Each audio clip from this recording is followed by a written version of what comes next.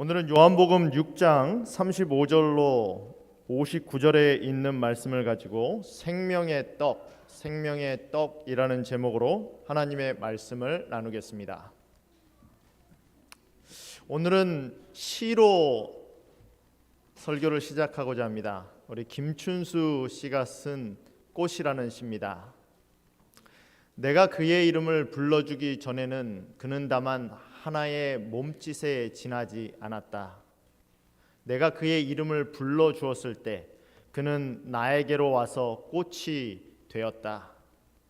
내가 그의 이름을 불러준 것처럼 나의 이 빛깔과 향기에 알맞는 누가 나의 이름을 불러다오.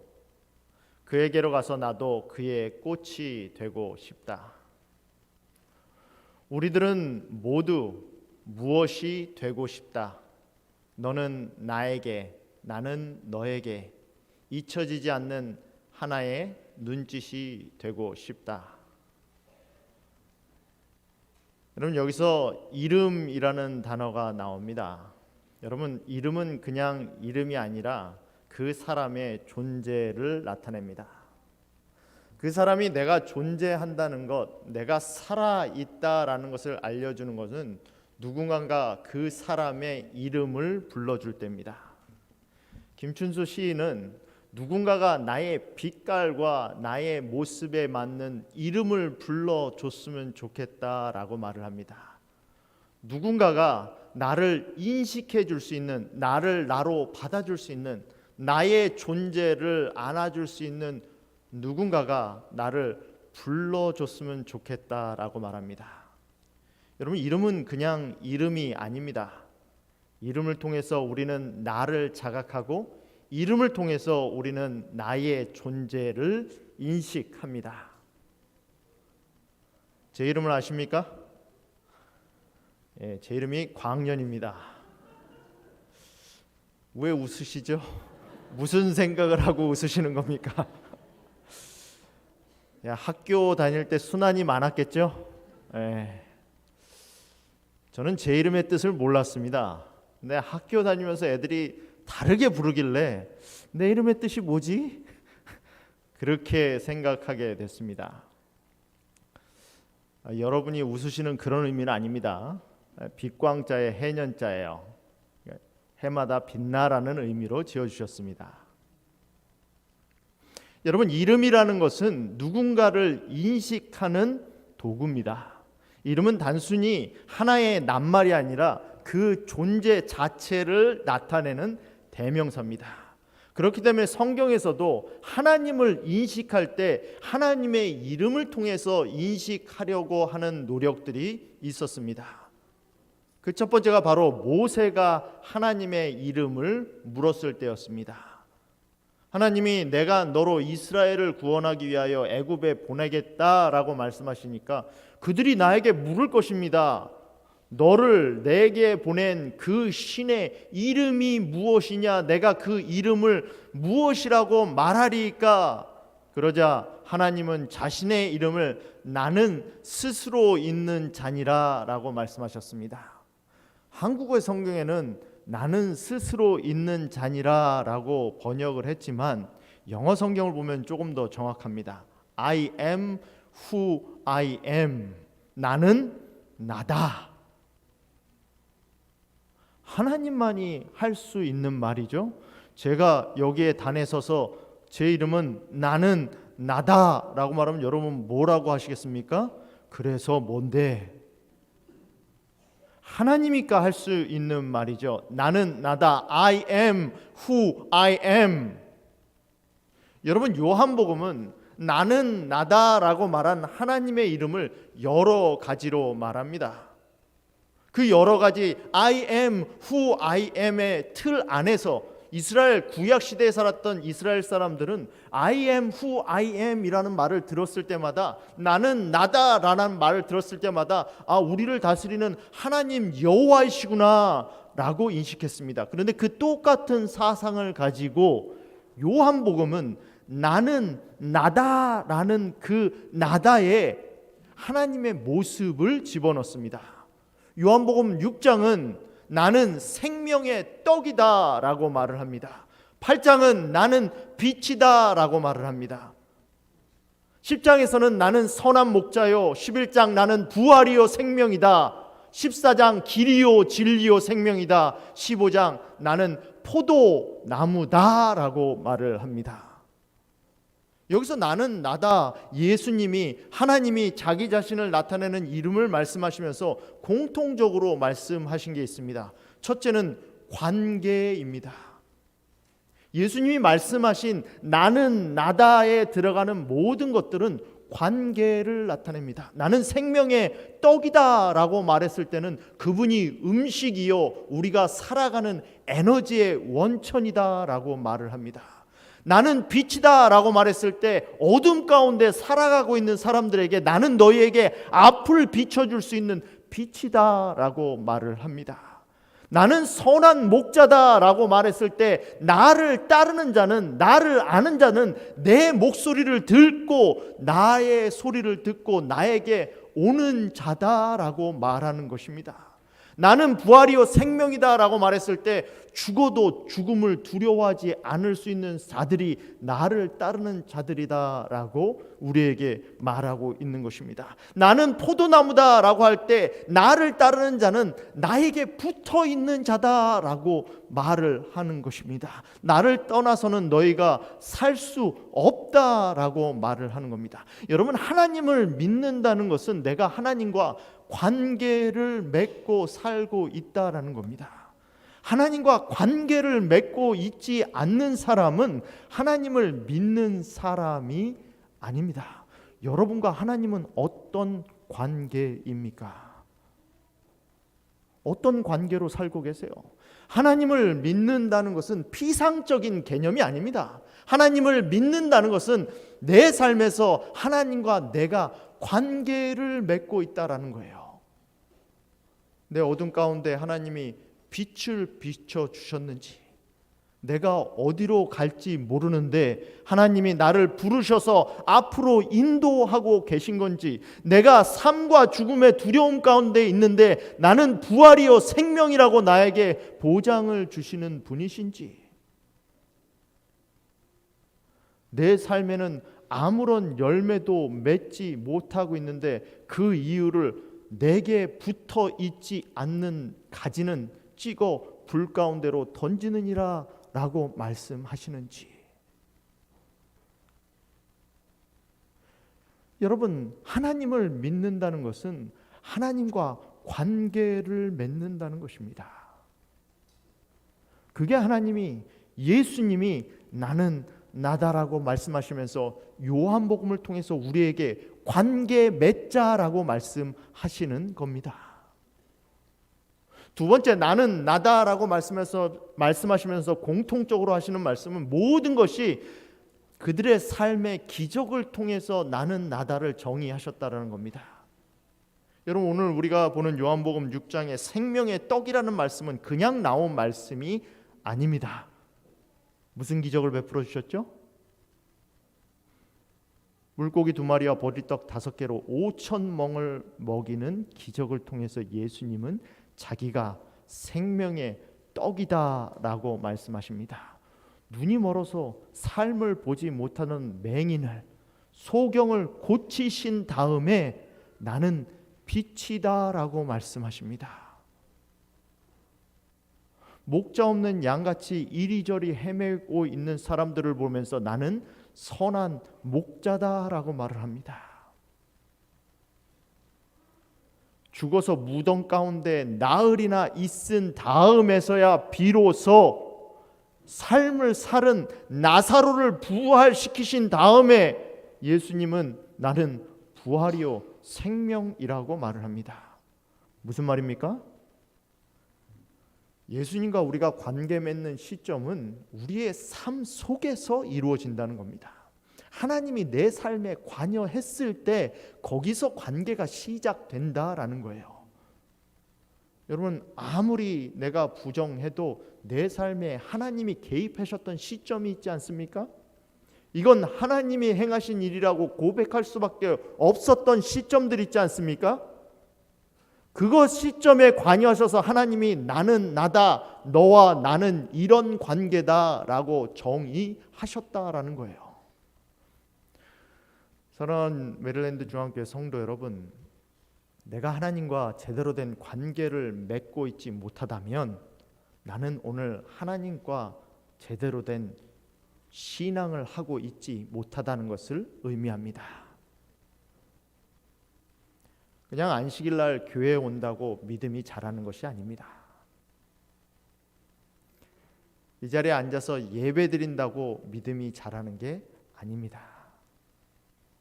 하나님이 내 삶에 관계 맺자고 매 순간순간 터닝 포인트마다 관계 맺자고 관여하실 때 그 하나님을 인식하고 그 하나님을 어떤 관계로 내 삶의 매 터닝 포인트마다 어떻게 정의하느냐가 나의 믿음을 강건하게 해주는 겁니다. 하나님을 빛으로 인식한 사람만이 어두울 때 하나님을 찾아가듯이 말입니다. 하나님을 포도나무로 인식한 사람만이 포도 열매를 맺기 위하여, 내 삶의 열매를 맺기 위하여 하나님을 찾아가듯이 말입니다. 우리의 삶에 하나님을 어떤 관계로 정의하느냐에 따라서 나의 삶이 하나님과 어떤 밀접한 관계가 되느냐가 정해진다라는 것입니다. 오늘 우리가 본문을 통해서 보고자 하는 관계는 하나님이 생명의 떡이라고 말씀하시는 장면입니다. 내가 곧 생명의 떡이니 너희 조상들은 광야에서 만나를 먹었어도 죽었거니와 이는 하늘에서 내려오는 떡이니 사람으로 하여금 먹고 죽지 아니하게 하는 것이니라.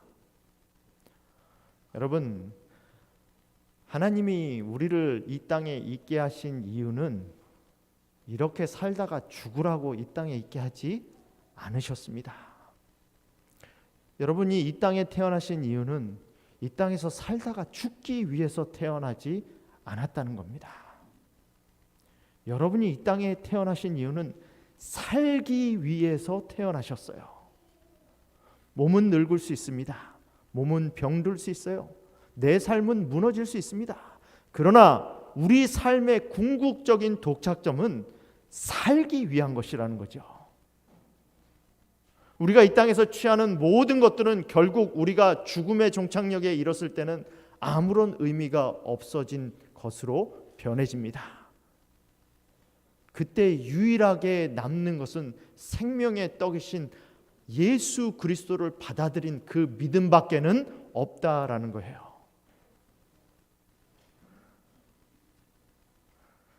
제가 초등학교 때 저희 교회에 전도사님으로 오셨던 한 목사님이 계셨습니다. 이문일 목사님이세요. 캘리포니아에서 한 20년 동안 목회를 성실하게 하셨어요. 우리 전임 사역자였던 박균환 목사님이 가신 리버사이드 교회를 개척하신 목사님입니다. 리버사이드 교회, 가든그로브 교회, 텍사스 달라스 교회, 그리고 리치몬드 교회, 한 30여 년 동안 목회를 하시던 분이에요. 지난 일요일 중동부 목회자들이 모여 있는 카톡방에 메시지가 하나 떴습니다. 60대를 간 넘으신 분이에요. 근데 목사님이 돌아가셨다는 거예요. 돌아가시는 과정도 뭐 어디가 아파서 앓다가 돌아가신 게 아니라 갑자기 돌아가셨어요. 심장마비겠죠? 쓰러지셔서 병원으로 옮기는 중에 병원에도 들어가기 전에 돌아가셨어요. 중동부에 있는 목회자들이 많이 모였습니다. 서부에서 목회를 하셨기 때문에 서부에서도 목회자들이 몇 명 비행기를 타고 왔어요. 저도 갔습니다. 근데 목사도 설명할 수 없어요. 너무 허무한 거죠. 너무 한순간에 가신 거예요. 위로를 하고 말씀을 전해야 되고 기도를 같이 하고 찬미를 불러야 되는데 이유를 모르니까 답이 안 나오는 겁니다. 풀타임으로 목회 잘하고 계시던 분이 후배들에게 풀타임 자리 남겨주고 자기는 파트타임 있는 교회, 더 어려운 교회 찾아서 그 교회를 살리겠다고 사모님과 함께 열심히 일하시던 분이 갑자기 돌아가신 거예요. 여러분, 우리에게 보장된 시간은 오늘밖에 없어요. 현재밖에 없습니다. 하나님을 내일 믿겠다 하는 내일은 내 시간이 아니에요. 내 영역이 아니에요. 하나님은 내일 믿지 못합니다. 하나님은 오늘 믿어야 돼요. 예수님이 말씀하십니다. 나는 생명의 떡이다 라고 말씀하세요. 이 떡을 취하는 자는 너희가 지금 이 땅에서 사는 것 죽으려고 사는데, 지금 먹는 음식 먹어도 결국은 죽는데, 나를 먹는 자는, 내가 주는 생명의 떡을 먹는 자는 죽지 않고 영원히 산다라고 말을 합니다.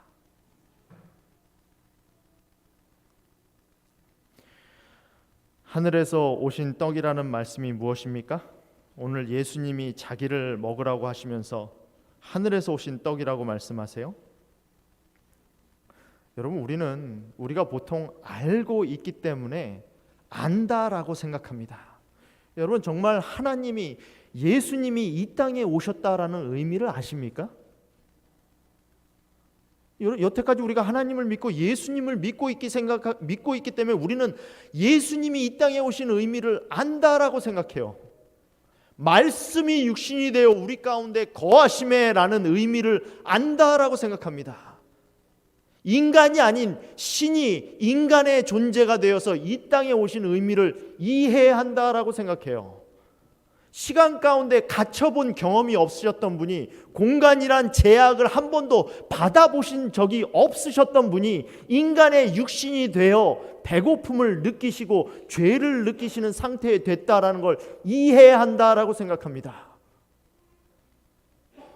인간이 이해할 수 있는 엄청난 이야기예요. 말씀이 육신이 되어 우리 가운데 거하심에 그의 이름을 임마누엘이라 하리라. 무슨 말입니까? 하나님이 우리와 인간과 함께 계시다. 하나님이 33년 반 동안 지구상에서 인간과 동거동락했다라는 겁니다. 그리고 그 하나님이 존재가 없어졌던 경험을 한 적이 한 번도 없었던 그 하나님이 십자가에 돌아가셔서 3일 동안 죽음을 경험해 보셨다라는 겁니다. 하나님이 어떻게 존재가 없어질 수 있죠? 그 하나님이 인간이 되셔서 인간의 죄 때문에 3일 동안 죽음을 경험해 보셨다라고 말하는 겁니다. 그래서 예수님은 오늘 자기를 하늘에서 내려온 떡이라고 말을 합니다.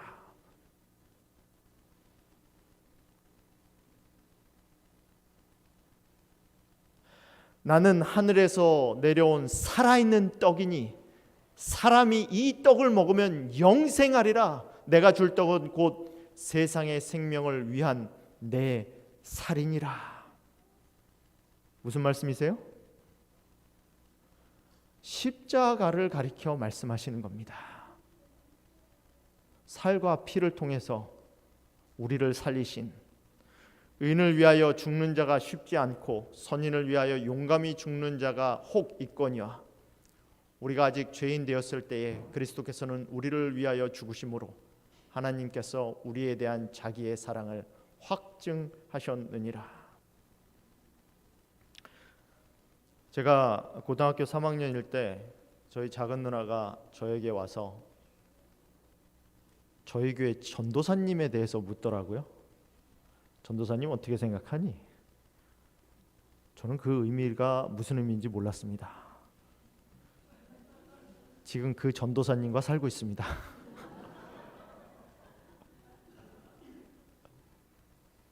남자로서 남자가 보기에 어떻게 생각하냐는 거죠. 제가 대학교 신학과를 들어갔는데 그 전도사님이 저랑 같이 살자고 그러더라고요. 그래서 저는 이분이 왜 나랑 같이 살자고 하지? 그래서 한 6개월 동안 같이 자취를 했습니다. 그분이 설거지 다 하고 빨래 다 하고 밥 다 차리고 이분이 왜 나한테 잘해줄까? 저희 누나랑 결혼을 하더라고요. 여러분, 여자가 남자랑 결혼할 때 뭘 믿고 결혼하죠? 뭐가 가장 중요합니까? 내가 이 사람에게 나를 맡겨도 될까?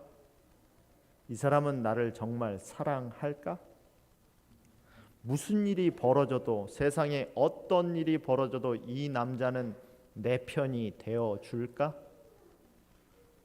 나의 인생을 송두리째 맡길 만한 사람인가? 그게 확인되면 결혼하지 않습니까? 우리 총각들 잘 들으세요. 그걸 확인시켜줘야 여자가 결혼한 결심을 합니다.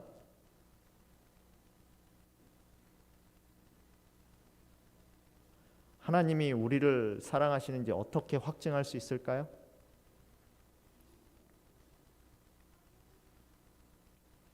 그리스도께서 우리를 위하여 죽으심으로 하나님께서 우리에 대한 자기의 사랑을 뭐 하셨느니라? 확증하셨느니라.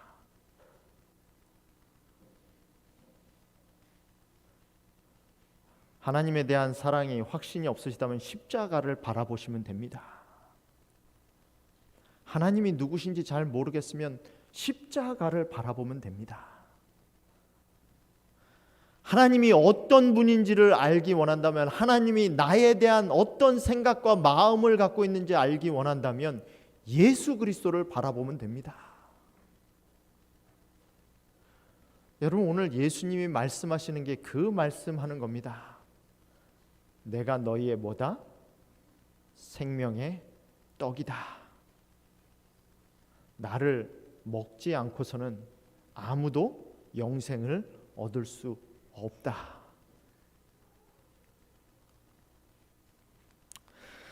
예수님이 생명이 떡이라는 말씀이 무슨 말씀인가? 생명이 떡이 무엇인가에 대해서 몇 가지로 좀 설명을 드리려고 해요. 한국 사람은 생명의 떡이라고 말하는 것보다는 내가 밥이다라고 말하는 게 좀 더 와닿지 않을까 생각합니다. 제가 미국에 와서 처음에 이제 선교사 훈련을 받는데 아침에 시리얼을 먹더라고요. 처음 미국에 와서 시리얼이라는 걸 생전 태어나서 처음 먹어봤습니다. 근데 시리얼을 한 그릇 먹고 나면 배가 고파요. 그래서 내가 조금 먹어서 그런가 보다. 그래서 한 번은 하루아침에 대접에다가 시리얼을 대접에 가득 담았어요. 그리고 우유를 가득 담아서 한 대접을 다 먹었습니다. 다 먹었는데도 배가 고파요. 밥을 먹고 나니까 배가 안 고프더라고요. 한국 사람은 뭘 먹어야 돼요? 밥 먹어야 돼요.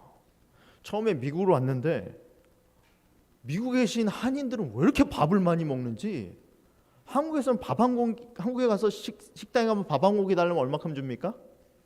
요만큼 줘요. 근데 미국에 왔는데 식사를 하는데 막 밥을 막 대접에 막 드시는 거예요. 막 접시 이만큼 싸서 여긴 왜 이렇게 많이 먹지? 미국에서 한 몇 년 지내다 보니까 제가 그렇게 먹고 있더라고요. 여러분, 생명의 떡이다라고, 생명의 밥이다라고 말씀하신 것은 예수님이 우리가 영생을 얻는데 선택이 아닌 필수라는 겁니다. 영생을 얻기 위해서는 대체가 없다라는 거예요. 이거 대신 다른 거 할 수가 없다라는 겁니다.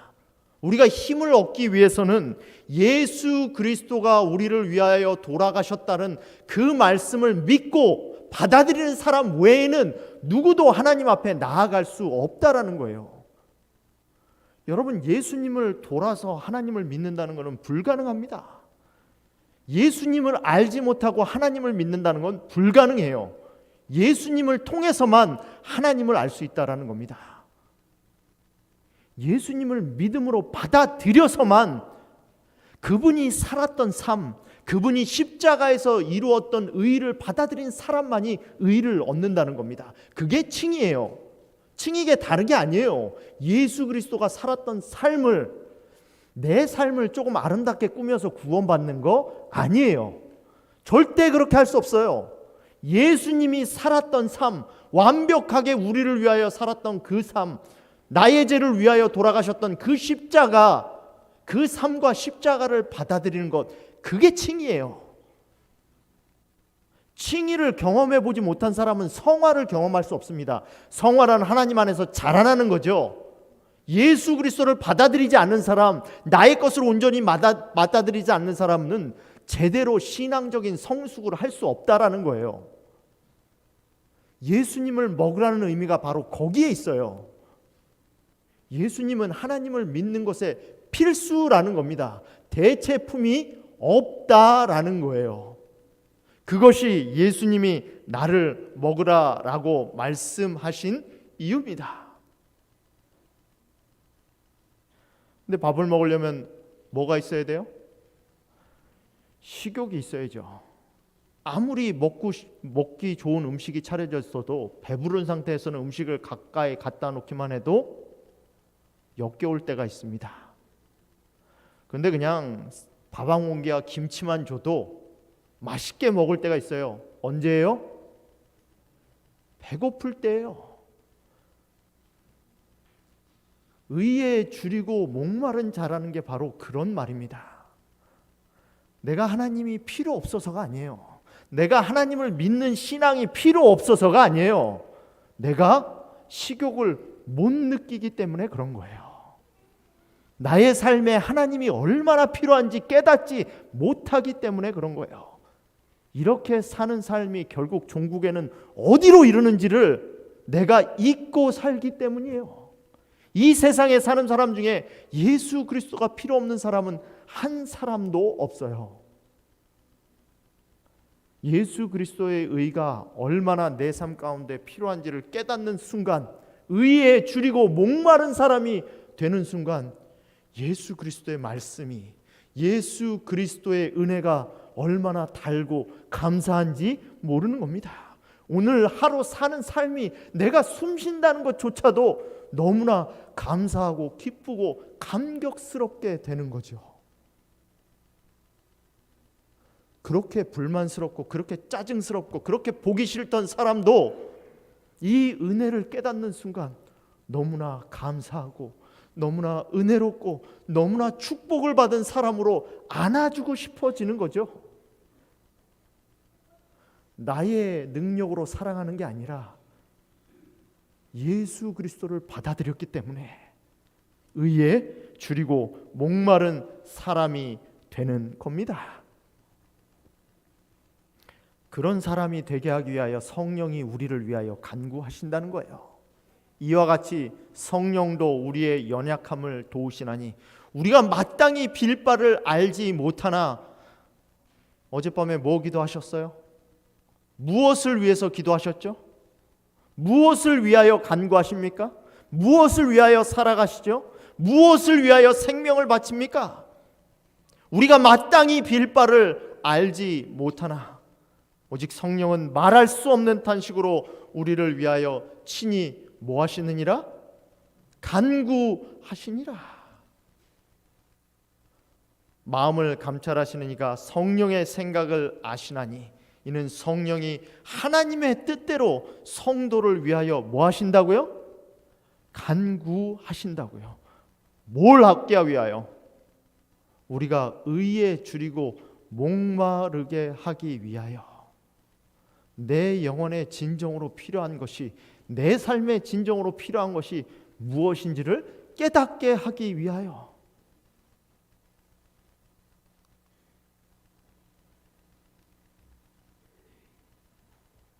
내 살을 먹고 내 피를 마시는 자는 내 안에 거하고 나도 그의 안에 거하나니 살아계신 아버지께서 나를 보내시며 내가 아버지로 말미암아 사는 것 같이 나를 먹는 그 사람도 나로 말미암아 살리라. 오늘 예수님으로 말미암아 살지 않는 사람들은 다 내 힘으로 살아가는 겁니다. 여러분, 삶이 왜 힘든지 아십니까? 내 힘으로 살아서 힘들어요. 삶이 왜 어려운지 아십니까? 내가 결정해야 되니까 어려워요. 삶이 왜 불안한지 아십니까? 내가 책임져야 되니까 불안한 거예요. 하나님이 결정하고 하나님이 책임지고 하나님이 진행하는 사람의 삶은 힘들지 않아요. 어렵지 않아요. 불안하지 않아요. 내가 진행하고 내가 결정하고 내가 책임지니까 내 삶이 그렇게 고단한 거예요.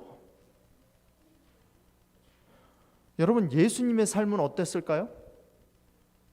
예수님의 마음을 이해하는 사람 한 명도 없고 33년 반 동안 6개월 동안을 아버지, 어머니, 자기 형제들조차도 자기를 위로해주고 이해해주는 사람이 없는데 세상을 구원해야 된다는 사명을 어깨에 지고 33년 반을 살았으니 저 같으면 아마 졸도했을 겁니다.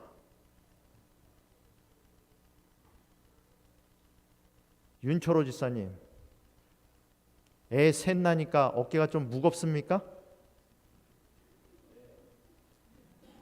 저는 한결이 났을 때가 스트레스 엄청 받았어요. 저희 와이프가 알지만 저는 한 게 아무것도 없거든요.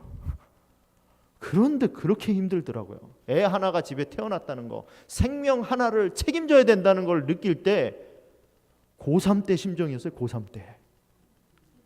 그냥 있는 게 부담이에요. 애가 아무것도 안 하는데도 그냥 누워있는데도 그 자체가 부담이에요. 예수님은 6,000년 동안 이 땅에 살고 있는 모든 사람들을 살려야 된다는 사명을 갖고 오셨는데 그분이 하루하루 스트레스 받으면서 살았습니까? 얼굴 찡그리면서 살았어요? 아니에요. 즐겁게 웃으면서 살았어요. 왜? 하나님을 믿었기 때문에. 예수님은 하나님 아버지께 기도하고 하루를 시작하셨어요. 하나님이 하라는 것을 하면서 살았어요. 하나님께 맡기고 사셨어요. 예수님이 우리의 뭡니까? 샘플이에요. 예수님처럼 살라는 겁니다. 예수님처럼 하나님께 맡기고 살라는 거예요. 나를 먹는 그 사람도 나로 말미암아 살리라. 내 피를 마시는 자는 내 안에 거하고 나도 그의 안에 거하나니. 내 힘으로 살려니까 힘들어요. 저는 단에 쓰는 게 얼마나 부담인지 모릅니다. 매주 설교를 해도 매주 힘들어요. 매주 부족합니다. 그래도 뭘 믿고 쓰는 거예요? 단에 섰을 때 하나님이 필요한 말씀을 전달하신다라는 믿음으로 사는 거예요. 내가 하는 게 아니라 하나님이 말씀하신다. 제 삶만 그렇습니까?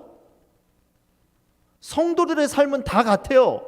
내가 사는 게 아니라 오늘 하나님이 필요한 삶을 사신다.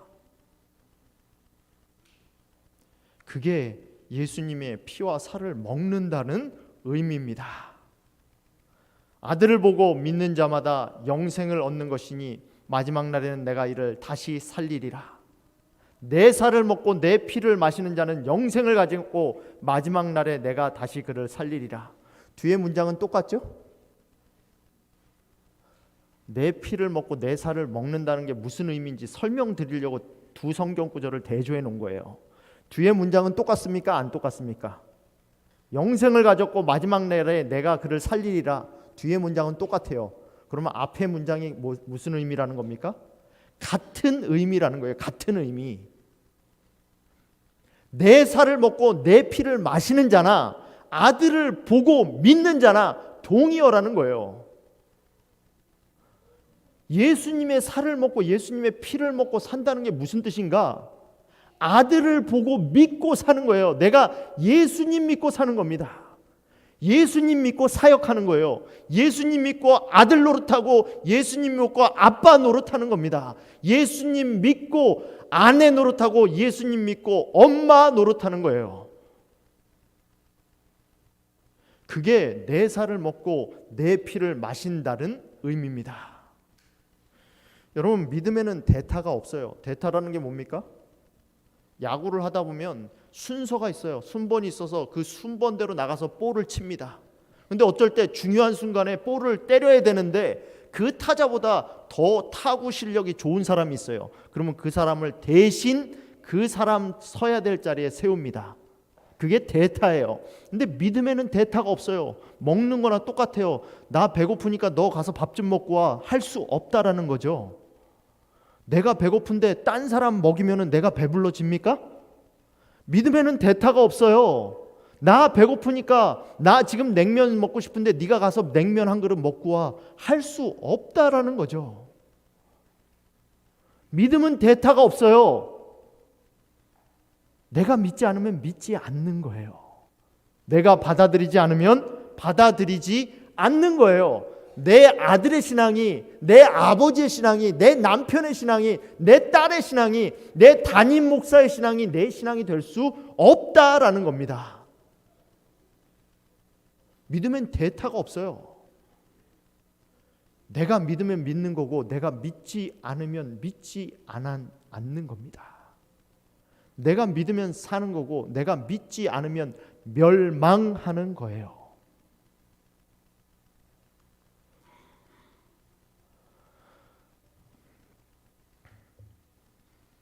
예수님이 샘플 아닙니까? 예수님이 이 땅에 살면서 실망하지 않았을까요? 예수님은 뭘 믿고 그렇게 열심히 사역하셨을까요? 여러분은 무엇을 믿고 신앙생활 하십니까? 자기 제자도 자기 부인할 판인데 자기가 기껏 3년 반 동안 길러놨더니 그 중에 한 제자는 자기 팔아먹고 한 제자는 자기 부인하고 다른 제자들은 다 도망가고, 아니 그래도 뭘 믿을 만한 구석이 있어야지 십자가에 달리실 거 아닙니까? 근데 뭘 믿고 십자가에 달리셨죠? 예수님이 믿은 게 누구죠? 예수님은 내가 누구를 구원할 수 있을까라고 의심을 하셨을까요? 예수님 말이에요. 아버지께서 내게 주시는 자는 누구요? 아버지께서 내게 주시는 자는. 예수님이 왜 끝까지 가룟 유다에게 다락방에서 끝까지 사랑으로 베푸셨죠? 끝까지 왜 그의 양심에 호소하셨죠? 아버지께서 주셨으니까. 배신할 줄 모르고서도 그렇게 하기 힘든데 배신할 줄 알면서도 왜 끝까지 그를 붙드셨죠? 아버지께서 주셨으니까. 가룟 유다를 믿은 게 아니에요. 누굴 믿은 겁니까? 아버지를 믿은 거예요. 아버지께서 내게 주시는 자는 다 내게로 올 것이요 한 명도 빠뜨림이 없이 모두가 올 것이요. 우리가 누구를 구원하려고, 누구에게 전도하려고, 누구를 구제하려고 다가갈 때는 그 사람을 믿고 하는 거 아니라 누구를 믿고 하는 겁니까? 하나님을 믿고 하는 거예요. 하나님을. 하나님이 주시는 자는 다 구원 받을 거니까. 나를 보내신 아버지께서 이끌지 아니하면 아무라도 내게 올 수 없으니 오는 그를 내가 마지막 날에 다시 살리리라. 누굴 믿는 겁니까? 하나님을 믿는 거예요. 하나님을. 제자들 믿는 게 아니라, 사람 믿는 게 아니라, 기적을 믿는 게 아니라, 오병이어 먹인 기적을 믿는, 자기 권능을 믿는 게 아니라 누구 믿는 겁니까? 하나님을 믿는 거예요.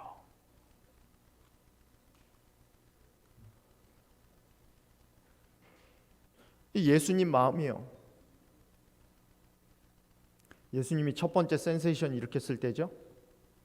요한복음 2장에 성소 정결을 하셨을 때 모든 사람들이 야 정말 지도자 될 만한 사람이다 라고 믿기 시작했습니다. 6월절 예수께서 예루살렘에서 계시니 많은 사람이 그의 행하시는 표적을 보고 그의 이름을 믿었으나, 많은 사람이 믿었으나 예수는 그의 몸을 그들에게 의탁하지 아니하셨으니 이는 친히 모든 사람을 뭐하심이라? 아심이라. 또한 사람에 대하여 누구의 증언도 받으실 필요가 없었으니 이는 그가 친히 사람의 속에 있는 것을 아셨음이라. 예수님 믿는데 사람 필요 없다라는 겁니다. 누구 말 듣고 예수님 믿고 안 듣고 결정할 필요 없다라는 거예요. 사람을 의지할 필요 없다라는 겁니다. 그게 예수님의 모본이에요. 그게 예수님이 하나님과 하나가 됐다라는 의미입니다. 그게 우리의 샘플이에요. 그럼 우리는 뭐 하면 됩니까? 그대로 따라하면 돼요.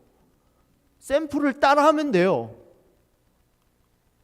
예수님이 믿으신 거는 이거 하나입니다. 나를 위하여 증언하시는 이가 따로 있으니 나를 보내신 아버지께서 친히 나를 위하여 증언하셨느니라. 아멘. 여러분의 믿음에 대해서 누가 변명해 줄 필요 없습니다. 누구에게 인정받을 필요 없어요. 내 남편이 나를 인정해 준다고, 내 아내가 나를 인정해 준다고 믿음 생활할 필요 없다라는 거죠. 나의 믿음을 증언해 주시는 분은 누구만 있으면 됩니까? 하나님만 있으면 된다라는 겁니다. 예수님처럼. 예수님은 이 땅 33년 6개월을 사는 동안 하나님 아버지 바라보고 사셨어요. 누가 인정해줘서, 누가 믿어줘서 그거 믿고 산 것이 아니라. 사랑하는 메릴랜드 중앙교회 성도 여러분, 예수님이 우리의 샘플 아닙니까? 우리는 누구를 믿고 살아야 됩니까?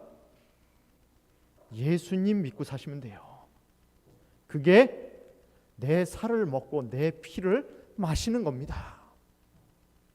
예수님과 하나님이 하나이셨던 것처럼 우리도 하나님과 하나가 될 수 있는데, 그 하나가 되는 방법은 예수님이 하나님을 믿고 살았던 것처럼 우리도 하나님을 믿고 사는 겁니다. 그 다른 증언보다, 그 다른 어떤 것보다 하나님 아버지만을 의지하여 예수님 믿고 살 수 있는 저와 여러분이 되기를 간절히 바라면서 오늘 말씀을 마치겠습니다.